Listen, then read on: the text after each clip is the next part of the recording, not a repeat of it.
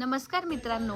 तर आज आम्ही मस्त नट्टापट्टा करून चाललो आहे श्रीमंत दगडूशेठ आणि बाकीचे 5 मानाचे गणपती आणि 4-5 देखावे बघायला. तर मग हा पार्ट 1 आहे. हा एन्जॉय करा. पार्ट 2 लवकरच येईल. धन्यवाद.